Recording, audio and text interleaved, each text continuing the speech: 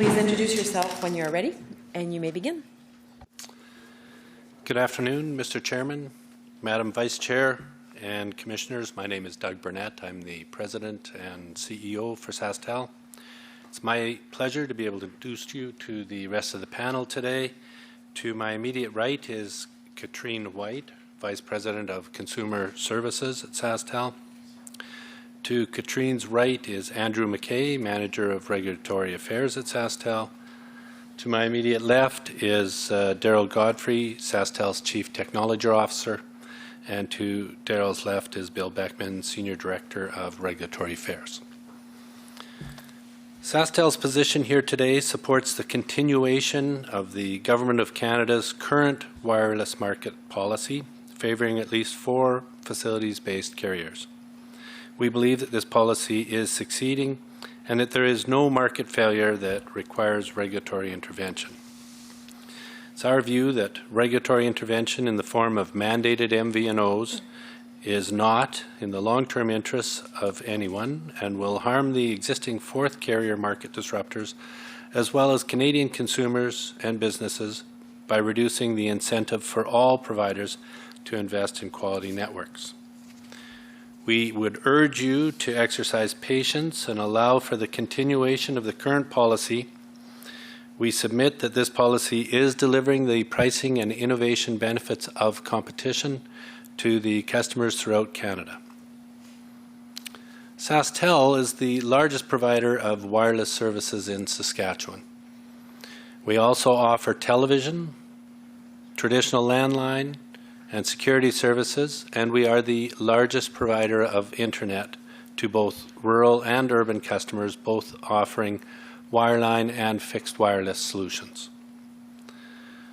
SaskTel is also a provincial crown corporation with a social responsibility to provide quality connections through all of Saskatchewan. As such, we have a focus on providing service to both rural and to urban customers. SaskTel's LTE cellular network covers 99% of the population in the province, including those living on farms that are in between small communities and those living in the widely dispersed communities in the north. Our wired high-speed internet services provide service in almost every community in the province with 50 households or more. SaskTel strives to provide its customers with an excellent customer experience. We keep our prices competitive, despite the fact that in many instances, we are building networks and upgrading services in rural areas between small communities and on long, less traveled roads with very sparse population. Saskatchewan is very much a low-density, high-cost area to serve. We noted Mr. Bragg's comments the other day about the population reached by 850 towers in France versus the 401 million towers that he mentioned Eastlink could reach with a similar number of towers. Well, at SaskTel, we use over 900 towers to serve a population of just 1 million customers, spread across Saskatchewan's nearly 652,000 square kilometers. Our owner believes strongly in reducing the urban-rural divide as much as possible, and we work hard to deliver on that vision. Although there will always be demands for more coverage, more capacity, and enhanced technology, SaskTel is the reason that the digital economy is available to homes and businesses in Saskatchewan, and in particular in rural Saskatchewan. Katrine? SaskTel differentiates ourselves from other providers based on value. The value we offer our wireless customers is reflected in far more than just the number of gigabytes available monthly for a certain price. Depending on their monthly plan, customers also receive text, voice connectivity, features, and access to our extensive SaskTel Select Wi-Fi network. Access to our public Wi-Fi network and in-home Wi-Fi provided as part of a service bundle both allow customers to consume more data for a given monthly price. Simply looking at the price of any given plan from SaskTel versus the price of a similar plan from another provider may ignore some or all of these features. The value we provide also includes other attributes such as device availability, quality of the network, upload and download speeds, network reach, the quality of customer service, and access to the latest technology. All of these factors vary across providers, making simple monthly spend comparisons invalid. SaskTel offers much more than traditional wireless plans at low prices. While they may be an innovation for the rest of Canada, we have been offering unlimited plans for over a decade. We've had device financing options in the market for 15 years. We have options for all customer segments, including a variety of low-cost data and low-cost voice plans to serve the needs of those customers who wish to spend less. And yes, we promote these plans. Unlike some providers, we do not force our customers to purchase high-cost rate plans and high-cost devices in combination. Our customers can match any rate plan we are currently offering with any device, or they can bring their own device. We offer all of our service plans under one brand, and all of our plans allow customers to access the latest cellular technology. We do things our competitors would not, and we build network to locations our competitors would not touch. We are very proud of our legacy of providing world-class networks, innovative services, and a full suite of products throughout Saskatchewan, and we have shelves of awards affirming these statements. And we do all of this while operating a competitive business in a very competitive market. There are 4 strong wireless service providers in the province: SaskTel, Bell, Rogers, and TELUS. Bell, Rogers, and TELUS also operate flanker brands in Saskatchewan, including Chatter, Koodo, Fido, Lucky Mobile, and Virgin. We also compete against MVNOs such as PC Mobile, Petro-Canada Mobility, and 7-Eleven Speak Out Wireless. And there are many over-the-top applications that provide competition on the voice and texting side. SaskTel is in the unique position of having the largest market share in the province, yet still being a 4th carrier. Those looking merely at Saskatchewan may say we are not 4th, we're 1st. However, our strongest competitors are far larger than us. They have national customer bases and access to economies of scale that we, with under 2% of the Canadian wireless market, cannot obtain. Their advertising clout and their ability to market nationally or regionally and to leverage sales channels to service customers nationally make them formidable competitors. Their national footprint gives them advantages when dealing with customers moving into or out of Saskatchewan and with business customers who have a national presence. For over 5 years, the Big Three have offered lower prices in Saskatchewan than in other markets in Canada. Evidence presented by the regional carriers in TNC 2014-76 showed this disparity. In our initial comments in the current proceeding, we referred to the deficient graph, which had put Canadian wireless prices in a bad light.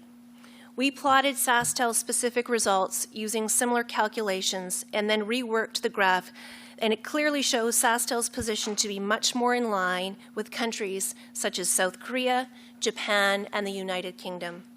We also included a table comparing prices for similar services in Saskatchewan and Manitoba and Ontario as of May 2nd, 2019, which clearly showed a disparity between prices in areas with a regional competitor and prices in Ontario. In its November comments, the Competition Bureau, based on 2018 data, concluded that facility-based regional carriers who operate their own wireless networks, such as SaskTel, Videotron, and Freedom Mobile, are increasingly disrupting the Canadian wireless landscape, and prices are generally in the 35% to 40% lower range. While the most recent price comparisons show prices in Saskatchewan that are now more comparable to other areas of the country, we continue to be subjected to targeted offers, such as a recent offer of a $480 credit to customers who switch away from SaskTel. Customers taking advantage of such offers effectively pay $20 less per month than posted prices that may be used as comparisons. With the expansion of facility-based market disruptors throughout Canada,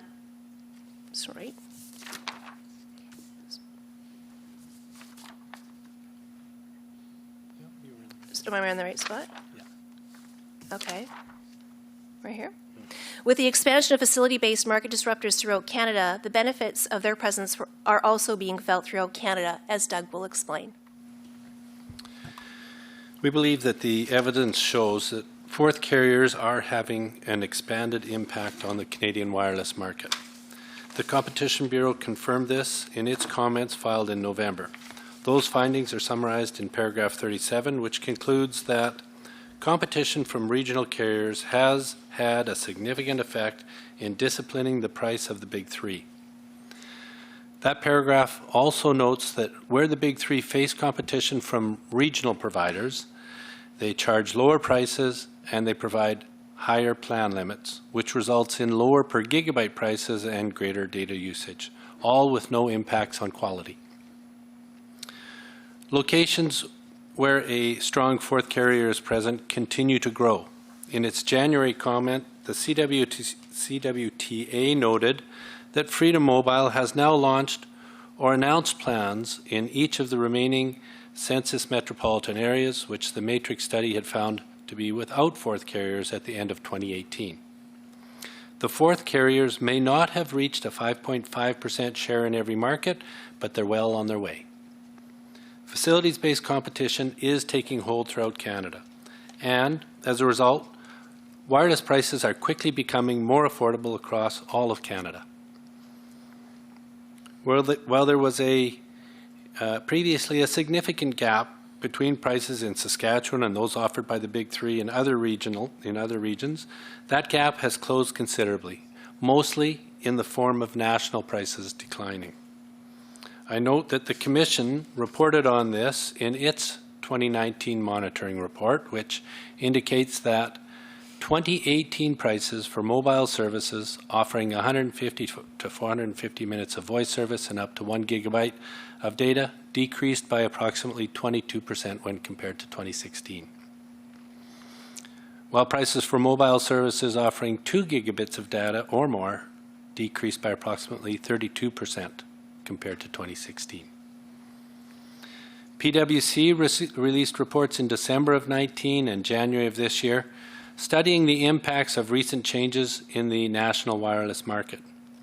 PwC found that Canadian plans from the Big Three are expected to reduce overage fees by 80% by the end of 2020, increase subscribers' overall data usage, increase overall data affordability by 6%, and reduce the average price per gigabyte by 50% compared to 2018. As this becomes reality, all Canadians will benefit from the disruptive competition provided by the fourth carriers. In our opinion, this means that facilities-based competition and the fourth carrier policy is paying off.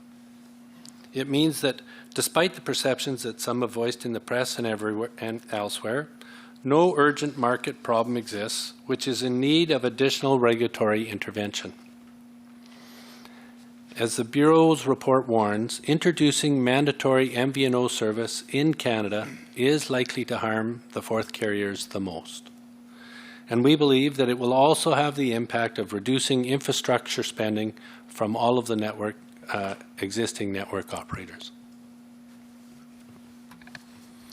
SaskTel has warned through this and previous proceedings that the Commission must be careful when regulating not to harm the fourth carriers. As the Bureau says in its November 2019 comments, the introduction of MVNOs would disproportionately affect these wireless disruptors, putting at risk the positive effects that they have had on pricing and may impact long-term incentives to invest in high-quality networks in Canada. We agree that mandating MVNO access would have a disproportionate impact on fourth carriers. The comments of newer fourth carriers themselves in this proceeding back up our thoughts and those of the Bureau. While some may argue that more MVNO customers would come from the Big Three, it is unlikely that the Big Three will lose as large a percentage of their customer base. The fourth carriers do not have the capacity of the Big Three to absorb losses of customers or revenue. Therefore, this proposed regulatory intervention will most harm the market disruptors already in place, and that will leave them less able to compete with the big three. And that, in the long term, will harm competition in Canada. The impact of mandated MVNO access will be to reduce the incentive to build new facilities, and particularly to build 5G facilities. There will be no advantage to any network operator to build if their MVNO competitors get the benefit of such builds and get that benefit risk-free. Wireless networks are very expensive not only to build, but also to keep operational. This is not like the old wireline days. Wireless networks operate in an environment where we are constantly preparing for or installing a new version of technology. 3G gives way to 4G, which is superseded by 5G, and no doubt by the time we complete 5G rollouts, if we even complete them, 6G networks will be on the horizon. Data usage continues to grow by 30 to 40% a year, meaning we constantly need more spectrum, more towers, and more backhaul. And we can only continue to meet these needs if we are able to earn a reasonable return on our investments. But if we are forced to provide service to our competitors at a mandated price, which earns us less than we get from retail customers, there is a reduced return on investment and increased business risk. This will lead to less investment in providing networks that customers need to fully participate in the digital economy. If you mandate MVNO access, SaskTel will have to consider the impact of that decision on any future business cases requiring network build. We build and improve network throughout Saskatchewan, including in areas where the economic benefits to the company are marginal at best. We have spent and continue to spend hundreds of millions of dollars improving and maintaining our networks and systems. If you force us to provide MVNO access at rates less than retail, then the expected returns from these builds will be lower, and that will obviously have a negative impact on any business case, which will decrease our network deployment. Newer fourth carriers who would otherwise have built facilities are also likely to consider the mandated MVNO vehicle for any future expansion. There will be less expected revenue for them from any proposed build, but the investment risk will remain. However, if they take advantage of a mandated MVNO service, they can eliminate that risk and save the capital that would have been required to build. The Matrix report refers to economic literature that makes this same point. Mandated MVNO service will therefore cause a reduction in capital expended on network coverage and network expansion. It will delay investments in 5G and hold back the introduction of the innovative benefits that technology is capable of delivering.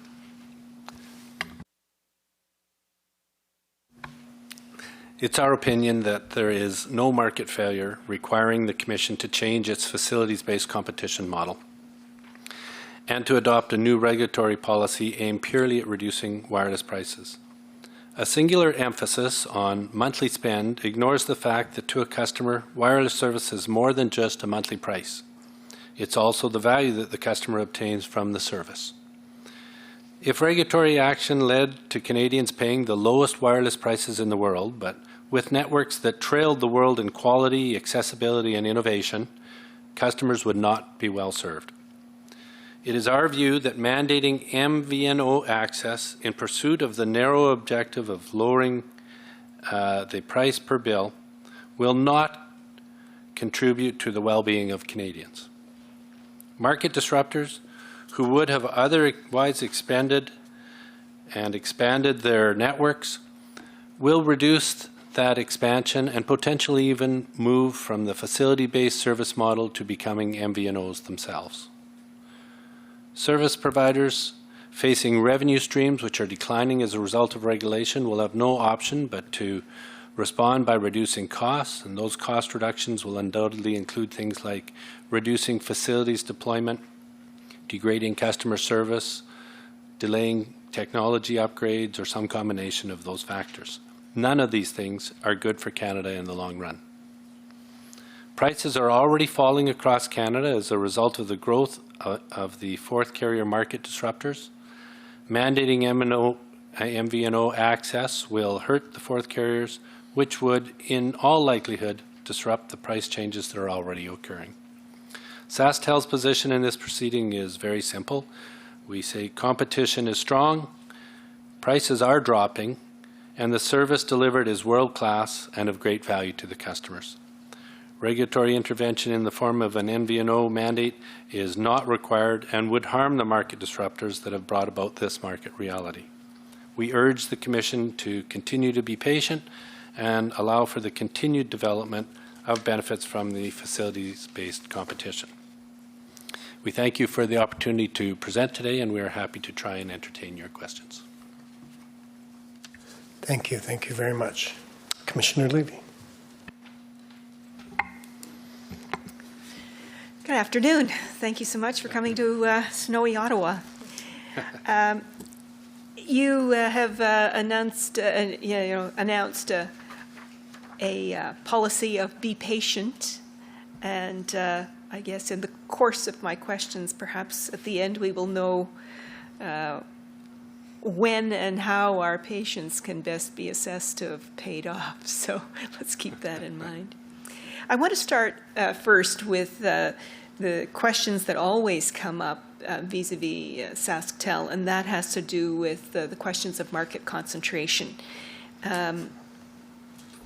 Generally, that comes up in the context of the market shares of the big three, but the CRTC's Communications Monitoring Report states that at the national level, the top three hold almost 90% of the subscriber market share, but it also points, the same CMR, points to regional differences and indications that the big three holds the majority share in all provinces except for Saskatchewan, where the other service providers hold 60% of the market. So would you say then that SaskTel has market power in its operating territory? I want to start by saying it is true that we hold the largest market share in Saskatchewan. I want to take you back a little bit and give you a bit of a history around that. SaskTel launched wireless service back in 1987 along with another company, Cantel. At that time, it was our shareholders' desire to ensure, and it continues to be their desire, to ensure that the residents of Saskatchewan have access to world-class wireless networks, both from an urban and a rural perspective. So we have spent a significant amount of money investing in those networks over time. There were additional competitors that came into our market in the form of TELUS and then Bell in 2010. And our market became more competitive. We were competing in not only in the area of price, but in coverage as well. So we're the first in the market. We have built out the networks, and as such, we have gained a large market share. But that market share has eroded significantly over the last number of years. So we do have significant market share as a result, but the competitive market in Saskatchewan today is absolutely fierce. We have 13 different competitors, as I mentioned in the speech, and we compete daily in hand-to-hand combat from a pricing perspective, acquisition, and retention. And we are the subject of many targeted offers to have our customers switch from SaskTel to another carrier. So we battle that out on an ongoing basis. So we're large in Saskatchewan, but it is a very competitive market. The share that we hold in Canada is only 2%. We are a much smaller player, and we don't have the scale or the economies to compete in the same ways that these competitors that compete in Saskatchewan do. So whether it's through their advertising clout, their deep pockets with their offers. And as such, we have no ability to influence price in our market. We are very much price takers as opposed to price setters. And in fact, when we are not on par from a pricing perspective, whether it's the device or the rate plan within that $5 range, we see an increase in our churn. So I have heard, that it would appear that we have market power in Saskatchewan, but for all of the reasons that I've spoken to, we absolutely do not and have no ability to influence price in Saskatchewan. I think we will move on now to talk about the retail market, and in particular prices. And I would refer you to the exhibits 1A and 1B. The pricing survey that was conducted by the Commission staff in November of 2019, and then just this month, February. Based on publicly posted prices, it appears that prices charged by the national MNOs in Quebec are now lower than elsewhere in Canada, including Saskatchewan and Manitoba, when prices had been historically lower compared to other provinces. What are your views as to how to explain that prices in Saskatchewan and Manitoba seem to differ from those in other provinces for larger plans only? It's our understanding that the Quebec market is quite different than some of the other provinces in the country. They typically have a lower usage. And I think that is attributed to and is a reason that some of the plans in Quebec, especially at the lower end of the market with respect to data, are cheaper. While there is a fourth carrier there with Videotron does not have as much market share. And all of the carriers there are competing on price. So for those reasons, we believe that that's what drives the prices lower in Quebec. Now, if you look at all the price points across the rate plans for Videotron in particular, we are on par with a number of them at the higher end of the plan suite. So they're not lower in all instances in comparison to Saskatchewan. Our communications monitoring report shows that prices have been declining, of course, and you mentioned that in your presentation. However, a number of parties that have appeared before us have raised the issue that prices are not declining at the same pace as in other countries. What is your view on this? Why are our prices not going down at the same rate as others? I first want to say that we've always had the lowest prices in Canada, up until summer of this year, so our prices have been lower. I can't speak to all global price points, and those price points really are a function of the network quality, the competition, what's included in those plans, and I think those are all very important.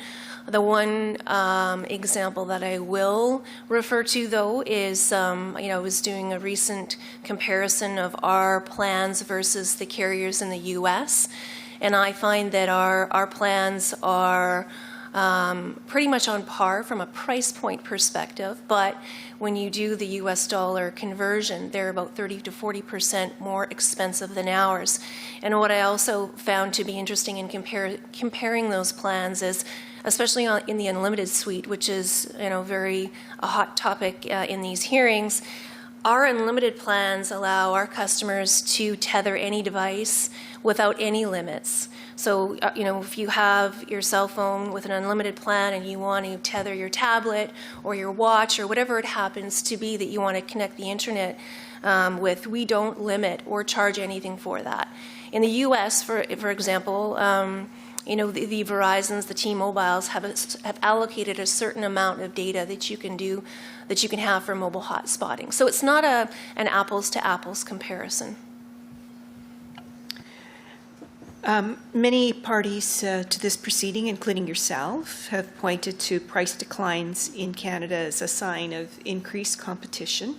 But could it also not be argued that declines in costs of offering service have also led to lower prices? Yes, I would agree with that, especially on the declining cost per the delivery of gig of data. And I believe too, or I know that we've added additional value into those plans along with lowering the prices. So, for example, most of our plans now and across Canada include unlimited nationwide calling, where previously there was a bucket of local minutes and a bucket of long distance. we also, and so do the others, include unlimited texting. So prices have come down. The cost to deliver data has come down. We've added additional value into those plans in the form of unlimited voice and unlimited texting. And on our side, that is an area that we really is a strategy for us to differentiate. So for us, another element is allowing our customers and giving our customers access to our province-wide Wi-Fi network, which is the largest in Saskatchewan.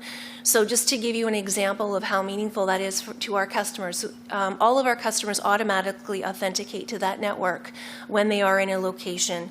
And we have the SaskTel Select network in 49 communities and in 2,450 locations. And on average, our customers use 450 megabytes of data in a month on that Wi-Fi network, which is essentially free data. How much would you say the cost per gigabyte has changed in recent years, and to what extent would you attribute that to overall lowering of costs? So I don't have an exact number in terms of the cost reductions. I know Doug quoted a couple of reductions in his comments. I think a reduction of 36% from 2016 to 2018, I believe. And we attribute that to advancements in technology. Can you think of any other factors that have contributed to lowering costs? Well, beyond that, it really comes down to competition, right? Customers are looking for, and their key decisioning point on purchasing service comes down to price. And it's not just the plan, it's also the cost of the device. That is the key decision factor. Typically starts with a device and then goes to the plan. So, the lowering of prices is a combination of, the costs are declining from a network perspective, and then this competitive market, which is driven by price in order to gain share, has also driven prices down. So Bell Mobility suggested last week that given the competition in the mobile wireless market, that prices are driving costs and not the other way around. So I gather you would agree. Yes.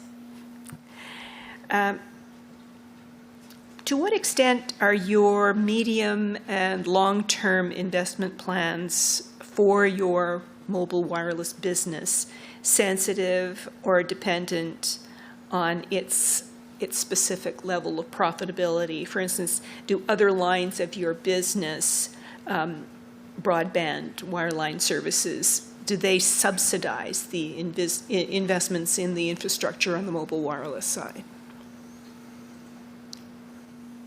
We, in looking at our various product lines, we use a method called product margin reporting. So we try to look at each of our products and attribute the various costs to them, both direct and indirect, in managing each of those products. So they don't truly cross-subsidize each other. It just allows us to have a better sense of what the costs are of operating those things. So that is the approach that we use in assessing what our medium and long-term plans look like, and what it is that we need to do, what it is that we can afford to do. What it really emphasizes to us is that when we look at building out a rural area, for example, the costs are quite different, and the revenue associated with that is quite different from what it might look like if we were planning to build out an urban area. And one of the concerns that we actually have in this proceeding is that just looking at profit on the whole and how a product line is doing doesn't tell the whole story. We think you really need to understand that probably the network build that is at the most risk of adding another competitor like an MVNO is some of those rural builds which have very marginal business cases in the first place.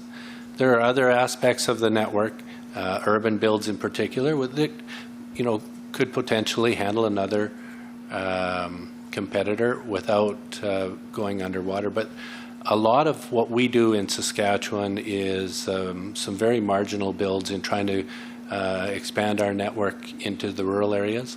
And that will be those builds will go from marginal to uneconomic in a real hurry without a lot more push. So, you kind of have to look across the piece in terms of when you ask what is it that you look at from the medium, long term. We try to look a little bit more surgically than just the individual product line. We heard from TELUS and others about the Connecting Families program. And some have suggested the Commission mandate low-cost plans that would be available to a limited means tested segment of the population, such as low and fixed income households, in a manner similar to how that program works. That program, in combination with your public Wi-Fi, would seem to be something that could really be very beneficial to a lot of people in Saskatchewan. To what extent would that be feasible? So I first want to say that we believe that we have that market covered in terms of those individuals who either fall into, and I've listened to the hearings over the last number of weeks, so whether, or the last couple of weeks, whether they fall into the vulnerable category, whether they fall into the seniors category, low income, credit challenged. So we have plans that are suited to all of those segments, and I'll just give you a couple of examples. So for the consumer who's looking for more of an emergency plan or is truly that occasional user, we have a plan that starts at $10 per month. If you are a senior, and I had my own in-laws on this plan for a period of time, we have a plan that has an annual fee of $229, or essentially $19 a month, that allows for 60 minutes of calling a month and call display so you can see who is calling in both Canada and the US. We also have plans that start at $25 per month that include data. And we really feel that we have this market covered in terms of plans that are targeted and suitable for all of these segments. And you're absolutely right. Our SaskTel Select Wi-Fi network is available to all of our customers, regardless of whether you're prepaid or postpaid. And all of our customers have access to our full cellular network. So we do not differentiate network quality based on the plans that we offer. So we don't believe that there's a gap to be covered in terms of introducing any type of mandated low-cost plan. The Connecting Families program was very much targeted at access to internet. You have sort of gone beyond that and essentially found a way to extend it to extend a mobile wireless plan in conjunction with your Wi-Fi plan.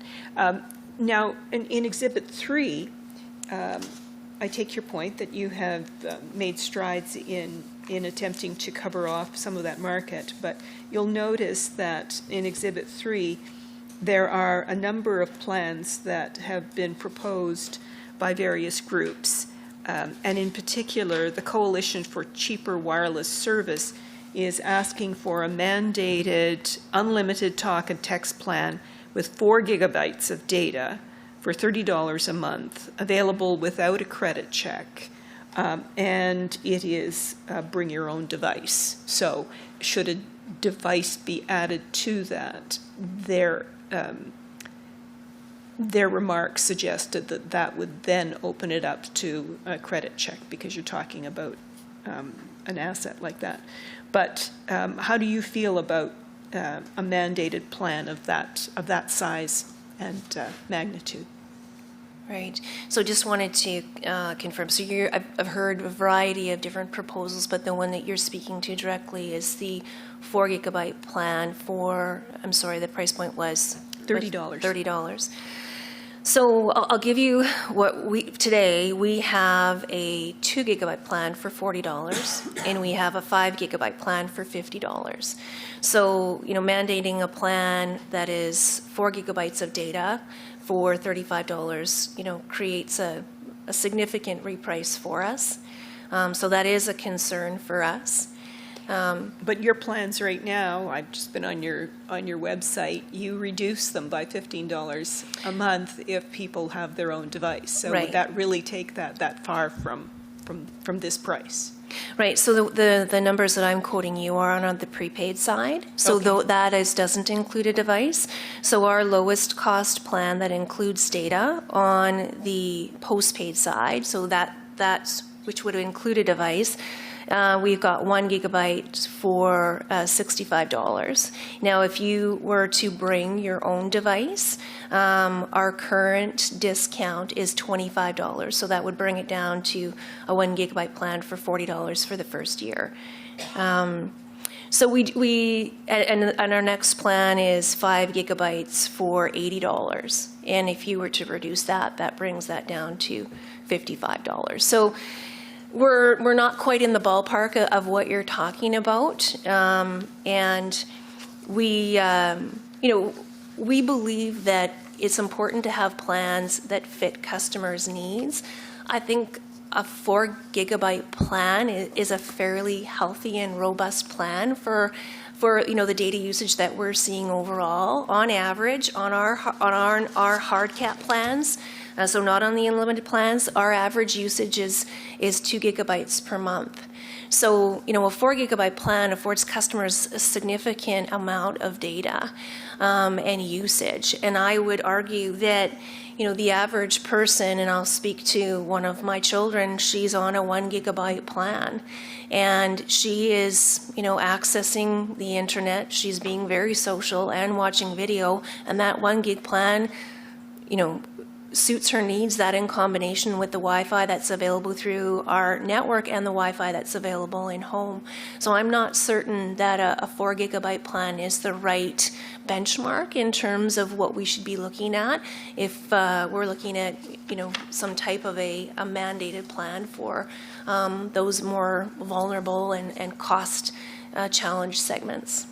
And I take your point earlier that the free province-wide Wi-Fi is used to the tune of nearly half a gigabyte a month on average. So that gives you something of a cushion. Is the Wi-Fi available along roads and so forth, or is it just in communities?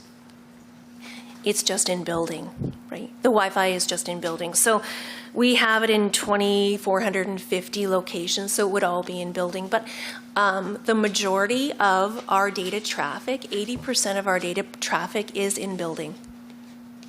So those communities and those outlets, do they extend, as far north as Pelican Narrows and La Ronge and places like that, as well as the more, the larger centers like Saskatoon and Regina? So the way we do it is we have to make sure we have decent backhaul for it too, right? So what we've done is we've started to spread the Wi-Fi out, and we allow it wherever we have at least a DSL with a 50 megabit per second speed. So in our fiber areas, no problem, we have it across the board there.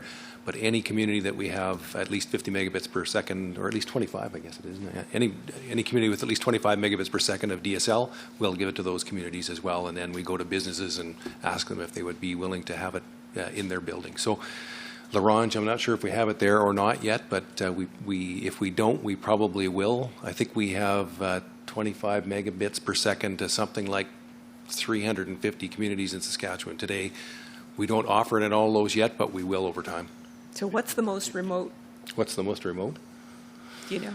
Oh boy, that's It's okay. You can get back to me. It'll be getting close. It'll be getting very close to the tree line. We have Okay. service pretty much right up to the tree line in Yes, Saskatchewan. and the trees the trees welcome it, I'm sure. Let's talk about customer awareness of your occasional use plans and so forth. You made a point in your presentation of saying that you do promote these plans. How do you go about promoting them, and how do you get to the target market? I want to first mention that about 25% of our advertising budget last year was targeted at our low-cost plans. So we drive significant awareness through mass mediums, whether that's television, radio, billboards, social media. We also have information about our plans available on our website. If you go to any of our 12 corporate retail locations, there are display islands in those locations that promote, and you can come touch and feel and talk to our specialists about those services. Those services are also, if you call into our call center, those services are discussed there as well, if that happens to meet the needs of the customer. And we also have a wide dealer network that sells our wireless services with over 100 outlets in Saskatchewan that go all the way up to L'Orange. So we deliver that awareness through our advertising. We deliver it in our retail outlets. We deliver it in the call center. If you are calling in, the information is available on our website. We go to market as one brand, so you don't need to go and find us, in a different store or call into a different queue to find out about our low-cost plans. Just one other piece to add too. So we've spent 25% of our advertising budget and last year on low-cost plans, and we've seen about 30% of our new activations this past year on low-cost plans as well. Now, do you take a reduced margin on those plans, or do you find that they are a profitable part of your business? These plans are a profitable part of our business. We do price these plans, all our plans, to ensure that there is a level of profitability. The plans themselves at the lower end typically include less data or minutes or texting, but we do price them to ensure that they're profitable and meet the needs of the customer. There have been concerns raised about the reasonableness of wireless prices, as you've heard, and there have been concerns raised by or on behalf of particularly vulnerable consumers. Can you comment on whether you think it would be appropriate for the Commission to deforbear from either or both Section 25 and 27(1) on this basis, and only insofar as it's necessary in order to mandate the provision of specific service packages at specific or capped rates in order to address low-cost occasional use plans?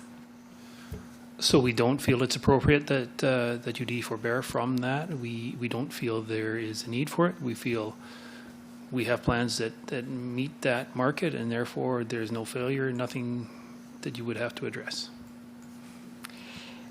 Regardless of whether the Commission decides to mandate the provision of new plans, do you think it would be appropriate for the Commission to impose a condition of service under Section 24 of the Act to ensure that lower cost plans are adequately promoted and brought to consumers' attention?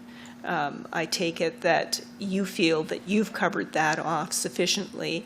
The question that we're looking at is, on a nationwide basis, how should we approach that?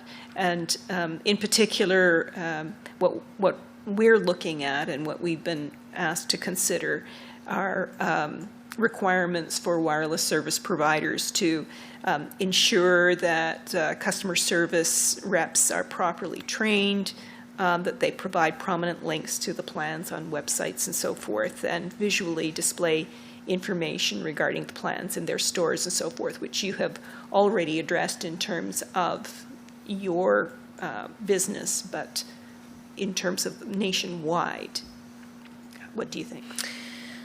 You know, I can speak to our experience, and I think we would be very reluctant to have any additional elements mandated to us that would drive additional cost in our business. I mean, we believe in all of these pieces already and have set them up to ensure that we deliver on the awareness, on the options, the training, all of that. Nationally, I think that, I do think that there is a lack of awareness, or I've heard that in the hearings in some of the other locations. So to the extent that I'm not sure that, mandate, I'm not sure what that mandate would look like in terms of what you would mandate from an advertising or training perspective, and how you would be able to measure whether or not anyone's delivered on that. I think that would be quite administratively cumbersome. But I believe that it is important to ensure that there is awareness of low-cost options out there for all of the segments that have come and spoken at the hearings. We're particularly sensitive to the issues of training and so forth, because having just been through the whole proceeding on misleading or aggressive communications retail sales practices and the subsequent report that was released last February, as part of that report, we said certain service providers indicated that they employ internal measures to address the needs of customers who may be more vulnerable due to their age, a disability, or a language barrier. So that's why there is a focus on this. But recognizing that you have a number of plans in place and so forth, how do you go about training your sales staff to be sensitive to the needs of a vulnerable customer, to make sure that their needs are met? It can be a very sensitive area. So how do you deal with that? We are very focused on ensuring, first and foremost, that our customer specialists have empathy. That is one of the top elements of training that they get, along with all of the product, the process, and sales training. So that is key in terms of our approach with the customer. The sales training that they receive also focuses on ensuring that we are listening to the customer and that we are recommending solutions based on the customer's needs. So it's not about overselling, it's about selling what's appropriate for the customer. And I do want to mention too that for us, if the customer has chosen the wrong plan, our customers can change rate plans at any time without any cost. So there's not a barrier on that side. I've also heard from, I listened to the folks that came in that spoke to the seniors and how it can be overwhelming for seniors to come into a store and talk about their needs. And for us, that is, it's not a barrier for our customers. We have customer learning sessions for our customers. So if you come in and you buy service with us, and we want to ensure that you're on the right plan, but if you're not quite certain how to use your service, how to use your phone, we will invite you to a customer learning session that is in the evening, where you can come and learn how to use your device. So, the training that we have ensures that we are, first and foremost, dealing with our customers in an empathetic tone, that we are ensuring that we are listening to our customers and selling to them based on their needs. If what they purchase from us isn't right the first time, they can switch their plans at any time. And we have a large retail network. I mean, we have locations in very small communities, and those small communities are employ the people that their neighbors, live right beside. So the local nature of our business as well really lends itself to ensuring that, you know, those who are in that vulnerable or from a senior's perspective, that we ensure that those people are taken care of. Let's talk, you talked earlier about churn and the fact that because you're in a very competitive market, there is churn. You're undoubtedly familiar with the term win-back, and I wanted to talk about that. Do you think that win-back tactics are appropriate and fair for consumers? I do. I think they give competitor or consumers choice. You know, I've heard others speak about win-backs, and I just want to say that we do not call our customers when they are in another carrier's store when they've left us. We do contact customers after they leave us, but it's certainly, you know, months and months into or after they have left us to reach out to them with an offer that might be appealing to them. We often see customers switch back, right, because they're not happy with the service or the pricing of a competitor. But yes, I do believe that win-backs are important as part of a competitive marketplace and giving consumers choice. On the other side, it has been stated that in some cases, some providers will hold off on making their best offers until after an existing customer has taken steps to leave, and then they swoop in to try to make them a better offer. Have you seen that happen? Yes, that is very much a tactic within the industry, not just within wireless. It goes across wireline as well. Just a little bit about network sharing, because of course you do have some network sharing arrangements. Do they influence your ability to offer lower prices? Have they had any impact on your network's quality? Do they have any influence on our network quality? Mm-hmm. Well, what has, I guess, influence on our network quality is we want to, and we do have the best network in Saskatchewan. So that's what drives us to make sure that network quality is top notch. So your network sharing arrangements aren't a factor. Not in how we build the network, no. We've heard from some parties that network sharing agreements, in particular the Bell-Telus arrangement, is detrimental to competition and is an example of coordinated behavior. What are your views on network sharing agreements and their effect on competition? Well, I guess from our perspective, those two have chosen a very efficient way to build a national network, but they are absolutely fierce competitors from what we can see. They are absolutely fierce competitors with one another, so I don't think it's caused them to coordinate on that front. Do you feel that it's something that the Commission should make subject to approval or prohibit in some cases? We don't call it a network sharing agreement. We call it a network reciprocity agreement. So there's much more in the agreement than simply sharing of networks. So we share value across the piece. Just in terms of whether or not it's anti-competitive, it brought to Saskatchewan an additional, probably about an additional 6 competitors. And we all compete very aggressively with each other. So just the opposite of somehow being anti-competitive, I would suggest that this was maybe a cost-effective way to ensure that the Saskatchewan market became very competitive. Let's talk now about the MVNO market, and your comments, of course, are very clear.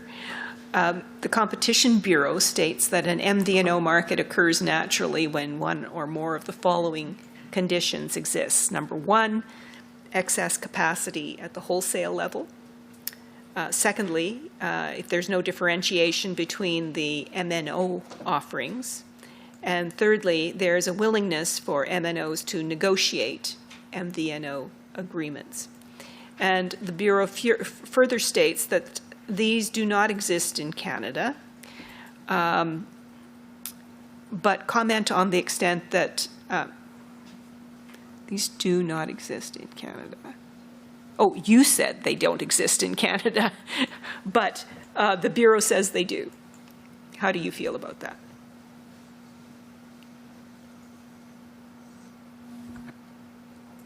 So from our perspective, there is no excess network capacity, I guess. We would, I would agree with what TELUS had said. There's, we work on a just-in-time basis for adding capacity to our network, so we have fairly complex modeling so that we can predict when each individual sector on each individual site will run out of capacity, and we try to get, additional capacity to that, either through more spectrum or more cell sites just in time, because again, we don't want to strand capital. So there certainly is not excess capacity sitting in the network waiting to be used by, I guess, another carrier.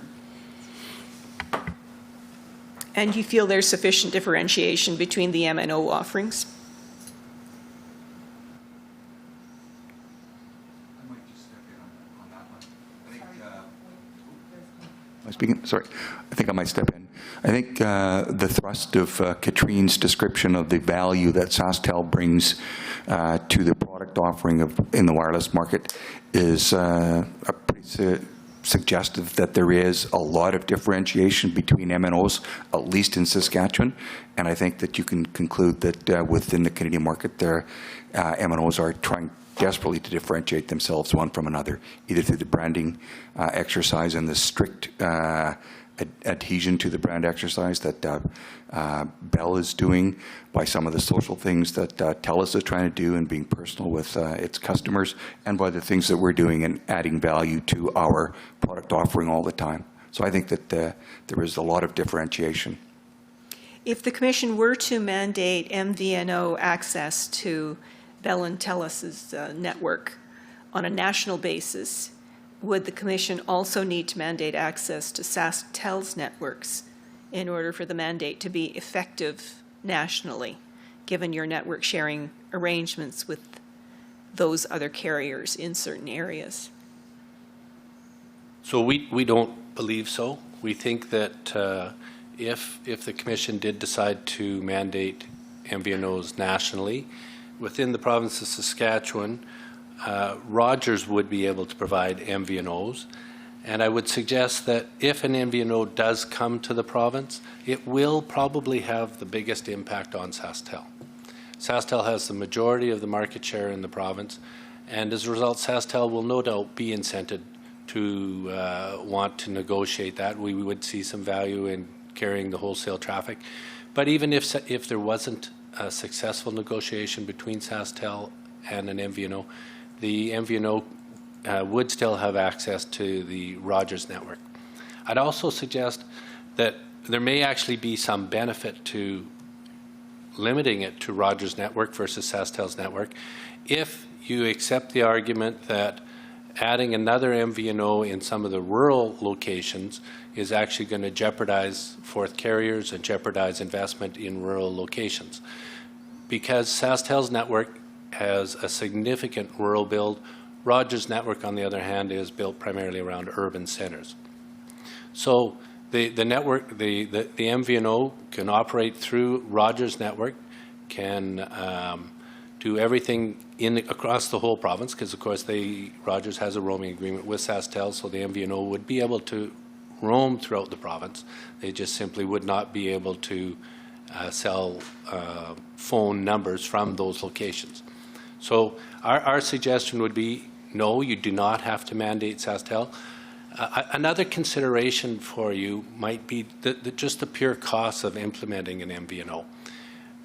Depending on who they are, it's unknown to us what the cost might look like, but I would suggest to the Commission that national carriers are in far better position to be able to absorb the costs of actually implementing the MVNO than regional carriers may be.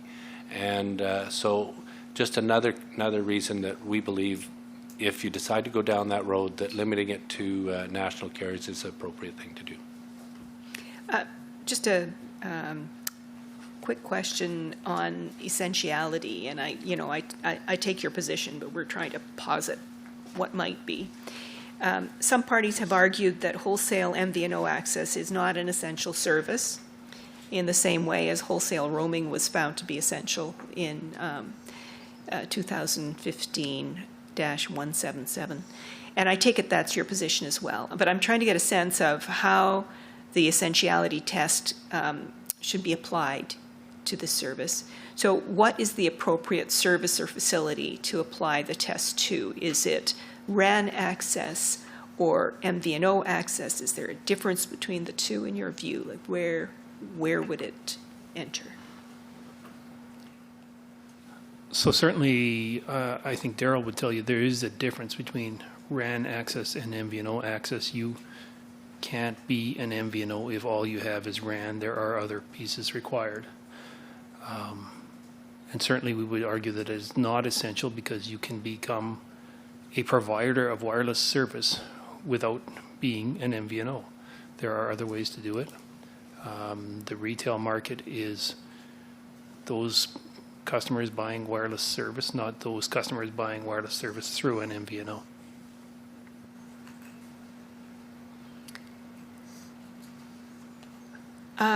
Do you feel that there is market power in the wholesale MVNO market nationally?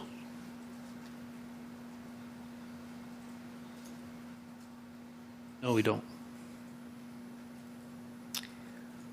If the Commission were to find that MVNO access is essential on a national basis, would it be appropriate to narrowly mandate the service subnationally, for example, at the CMA level, or provincially, and why or why not? Well, we think the evidence presented in the Bureau's report did suggest that certain provinces are different. So it may be appropriate to look at that it likely is appropriate to look at it at a subnational level. Provincially works most easily for us, I suppose, and in other areas you may need to understand how you would deal with a CMA level. Okay. Let's talk a little bit about the permanent roaming proposal that SaskTel has made. In your submissions and further comments, you propose a permanent roaming virtual network operator model, which would require the national wireless carriers to make wholesale MVNO access available in areas where there is no regional provider presence. Some of our friends from Quebec would be thrilled about that, I'm sure. PRVNOs would be required to own at least some spectrum to qualify for the service. Can you quantify what you consider to be a sufficient amount of spectrum to qualify for your proposed service? So we did put forward some points that we thought, we oppose MVNOs being mandated at all, and we attempted to address some points in our comments. But as we go through this proceeding and as we hear other proposals, we are a bit concerned that what we put forward sounds like a proposal, and we would not like it to be taken as an official proposal from us. Certainly, if you're looking for something like that, we could take an undertaking with something more fulsome. Okay, thank you.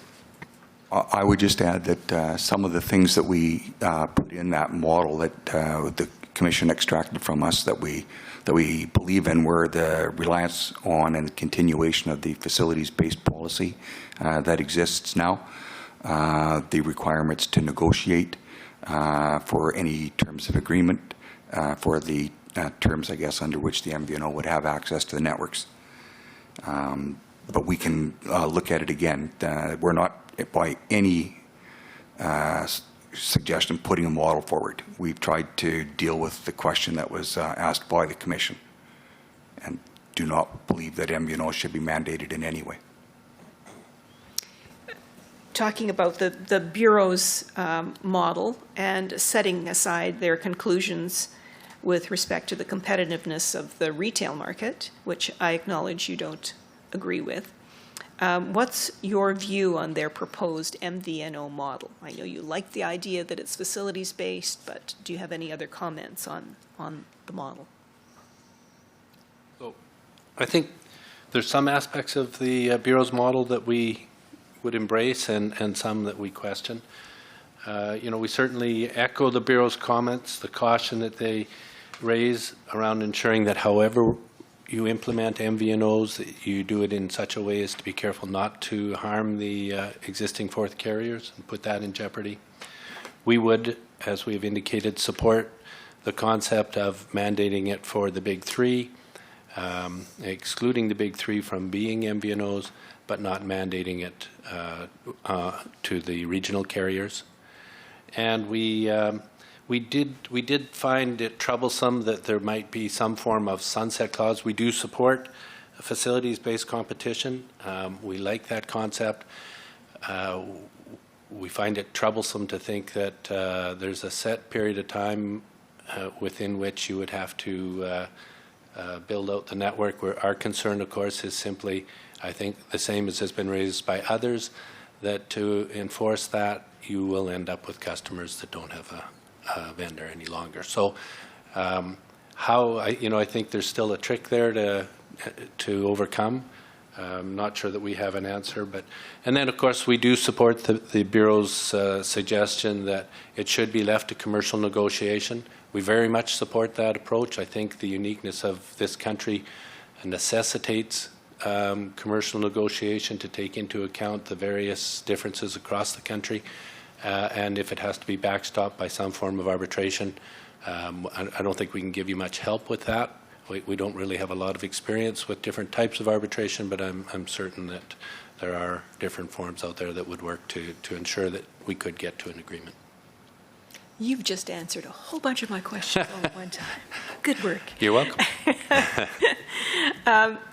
It may seem like it's coming from another planet, but if there was an MVNO model, do you see any opportunities in that for SaskTel? For instance, would you be enticed to consider bidding on spectrum and expanding to other areas?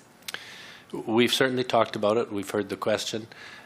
Our mandate, being a provincial crown, is really to serve the residents of the province of Saskatchewan. So we do not have spectrum outside of the province. We need to look at both of those things. Really, we came to the conclusion it probably is premature for us to comment on that. We'd need to understand what the model looks like. And that's not to say that we wouldn't be interested. I just simply can't comment one way or another without, it would require a change in our mandate as it exists today. Just a couple of questions about some of the issues that have arisen in relation to MVNO access that we've discussed with some other parties, so we might as well get your comments on the record. And the one that arises is an investment threshold. It should be more than a token amount, most people seem to say, but how would we get to an investment threshold that makes sense and is fair to all parties? So beyond the fact that there should certainly be an investment threshold and that one tower in L'Orange doesn't cut it, we haven't come up with a number that probably would require quite a bit more discussion. And we can touch on that if we provide some comments on what an MVNO might look like. But again, we don't support the mandating of MVNOs at all. So, but if there are, yes, an investment threshold at some level. Okay.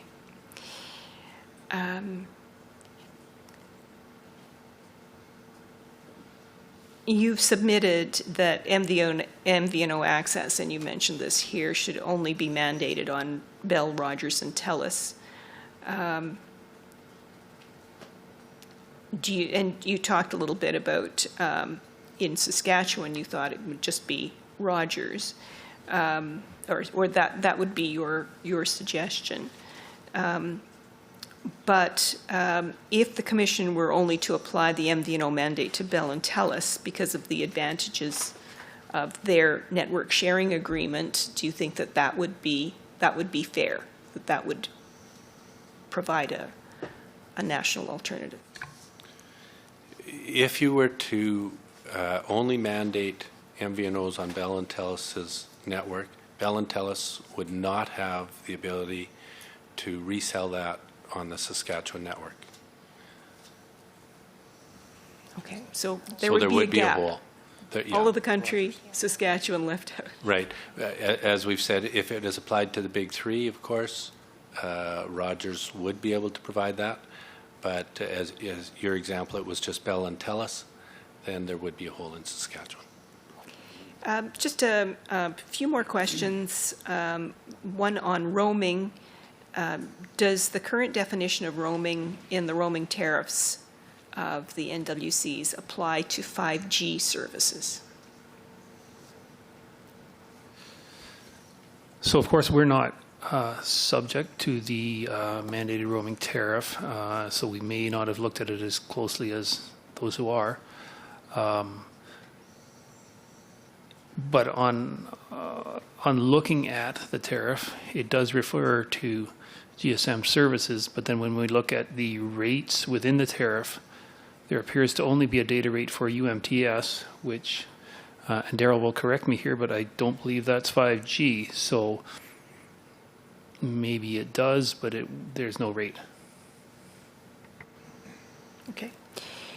With regards to voice over LTE roaming, do you support that on your network? We do not today. We are just in the process of rolling out VoLTE for ourselves, and it's only in certain communities so far. So we will be rolling it out over the rest of the province in the near future, and at that point then we would certainly entertain VoLTE roaming on our network. Yeah. Do you plan to do so prior to the requirement to support 911 real-time texting for end users by the 31st of December of this year? So our understanding of the Commission's requirements for December 31st of this year are that we support the texting functionality, and we will support the texting functionality. Our understanding is not that VoLTE roaming is required as part of that. So we'll have VoLTE for sure. We will support the texting requirements. And we're working on VoLTE roaming. I would say we don't know the date, and it may be by then, it may not be, but we don't believe that's part of the requirement. So you don't support it with any partners, any of the people that access your network? Well, Bell and Telus have VoLTE on our network today. Wherever we've enabled it, they have VoLTE, so they will meet the requirements themselves because that network appears like theirs. And do you have any plans to extend it yourselves? VoLTE roaming? Yeah. Yes, I'm sure we would, yeah. Okay. In response to an RFI, you submitted that implementing seamless roaming would require significant effort. But can you elaborate on why it would be such an effort? I mean, it is quite complex to implement for us. Nobody's ever asked us for seamless roaming, so I would have to say we haven't gone into detailed examinations of what it would be, but it is quite complex to do it, the handoffs between networks, and I think it was put by some of the other carriers. Once the network becomes bigger and you have more cores, it's going to be even more complex. So I think just for us as a small carrier, it would be very difficult to implement that. Do you have any estimates of what it would cost to implement and what would be involved? No, we don't. Would you like to take it as an undertaking to do some calculations and see what it would mean for your system to introduce it? To give you a number by March 10th, it will be a very big dartboard, but we can do that. Thank you. And finally, with regard to 5G, what's your stance on the Commission establishing a 5G working group? The Federation of Canadian Municipalities and others have proposed such a working group. Do you think that now is the time to do it, that it would be effective? We don't think it's necessary. I guess we don't see that there'd be an enormous benefit out of it, so we would prefer not to. We certainly wouldn't say no if it was proposed. Are we hearing the bat squeak of some lessons that you might have learned on previous experience that would make a working group more or less effective? They tend to be quite cumbersome, so we would probably prefer to not do it. Thank you very much. Those are all my questions. Council, do you have any follow-up questions? We do have a few, Mr. Chair. Please go ahead. Good afternoon. Now, you've argued that a mandated MVNO regime, including the model that you've proposed, should prohibit national wireless carriers and their flankers from using mandated MVNO access. Could you please explain why you think that MVNO access would be an attractive proposition for those companies, given their national coverage? So we have a network reciprocity agreement with those carriers. They don't have network in Saskatchewan. When that agreement comes up, then if they were able to take advantage of an MVNO regime, that would obviously be something that they would factor into the equation. If they had a mandated rate that was pretty low, they'd beat us with it. Okay, thank you. And can't anticipate the answer to this next one, but for the sake of clarity, I'm going to ask it anyway. Some parties have suggested that an MVNO mandate could apply to SaskTel, given its position in the Saskatchewan market. How would you respond to those parties? Well, I think Doug has spoken to that before, but we don't think it should apply to SaskTel. We think that Saskatchewan is more competitive than some other areas. We think that we are included as one of the disruptors. Being mandated to provide that will be costly to us. And we think they can access Saskatchewan through Rogers if they require and if they come. All right, thank you for that. That's all from us, Mr. Chair. And I think Commissioner Barron, you had a question. I do, thank you. I'd like to go back to the beginning of the questioning from Commissioner Levy. She'd asked a question about the Quebec market and whether conditions in that market were different, such that the pricing wasn't due to competition. And we've heard this from different interveners, that the Quebec market is unique in some way. And while I'd like to say yes in many ways, I'm struggling with whether the pricing differences are due to something other than competition. And I note that while there's a price differential today, that this differential in prices has only been significant in the last 3 years, when Videotron arguably has become a much more effective competitor.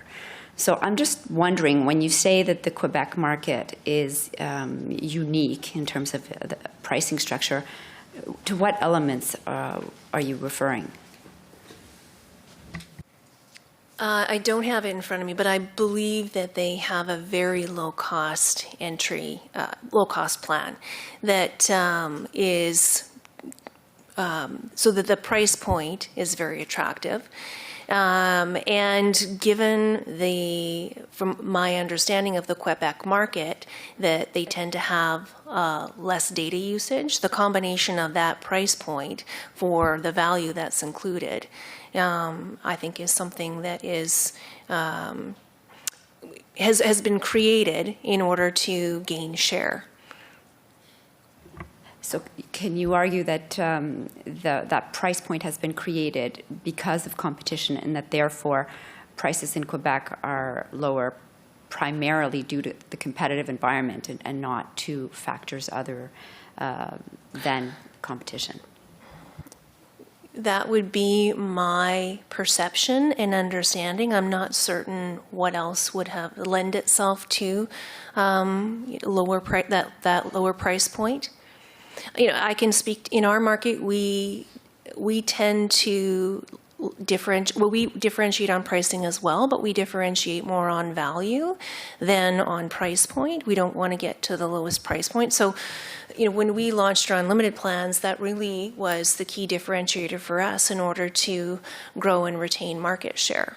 And then we've evolved our pricing structure over time with our unlimited plans offering different amounts of data on an unlimited basis with different throttles. So that's been our strategy, but our strategy also has been around competing with the entire market, right? We're competing with the chatters, we're competing and the Lucky Mobile, and we're also competing with the flankers along with the flagship brands. So, our strategy is to make sure that we've got something for everybody that in the market.